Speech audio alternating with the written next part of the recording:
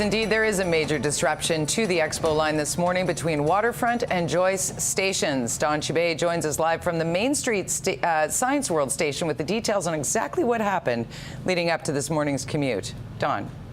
Thanks very much, Jody. Yeah, crews are working hard to repair what equates to about a meter of communication cable that was damaged or possibly destroyed at about 11 o'clock last night, and involving a bird's nest. Here's Andrew with what she saw last night and heard.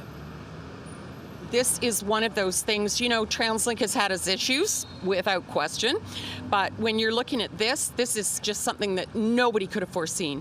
This is not an area where birds have been a problem in the past. There's one nest that's well hidden, and yet this spark manages to find its way onto this nest, light a quick flare type fire, and burn 4 feet of cable.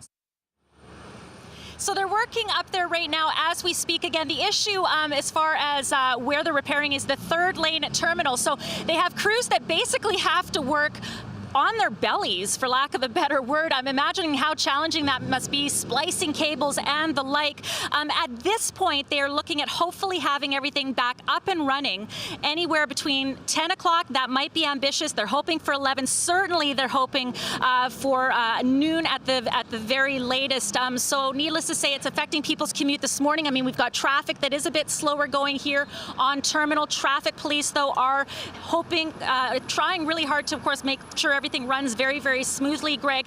It's a little quieter at the SkyTrain station where we are at Main and Terminal, but I anticipate it's quite busy where you are at Joyce. It is. Good morning, Donna. I wish I could say that things have improved here at the Joyce Collingwood station, but I would say this is the worst it has been. Look at the line here. Somebody just says it's getting worse. So what's happening here, these are people that are getting off the SkyTrain, and when they get off the train, they are immediately in a line that goes along Joyce. It comes where we are here. It curls around. They go back into the station. They come up Van Ness and end up here, and where they eventually get onto the bus. And this is about a 30-minute wait for these commuters to get onto the bus. We're hearing from many who are obviously frustrated here this morning. One of the complaints we're hearing is that there were no announcements made at the stations in Surrey and in New West and in Burnaby. Here's what some are saying. Well, it's not enough. It should have been an announcement at 5:08 at King George Station, letting people make other options to travel downtown to go to work. Like, we found out about this, the fire and the bus bridge at like 4 minutes ago when I got to Joyce Station here. So it just ruins the whole day. There's angry people. The SkyTrain personnel make no announcements, and they don't seem to have a grasp of what's going on. It's disappointing once again. Well, usually it takes about 20 minutes from New West to get downtown, and now it's probably going to take me an hour. Those who are getting on the bus here from Joyce, the buses are stopping at all the stations the SkyTrain would, all the way to Waterfront.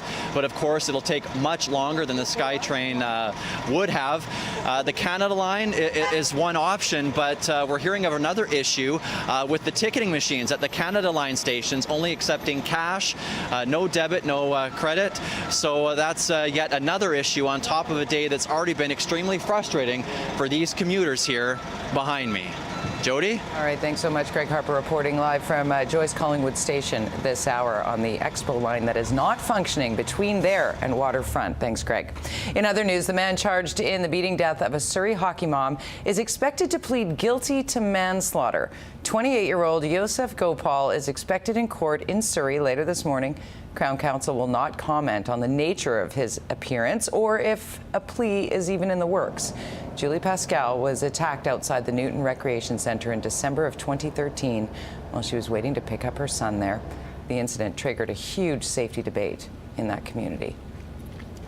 The fourth person charged in the stabbing death of a teenager in Whistler last weekend has now made an appearance in court in North Vancouver.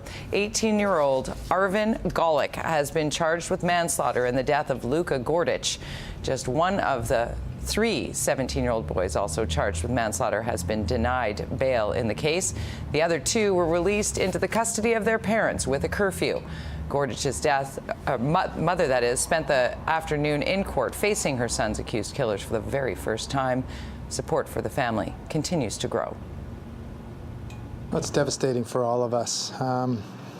It's just very important for us to just take in as much as we can and see the people that have actually committed the crime against Luca.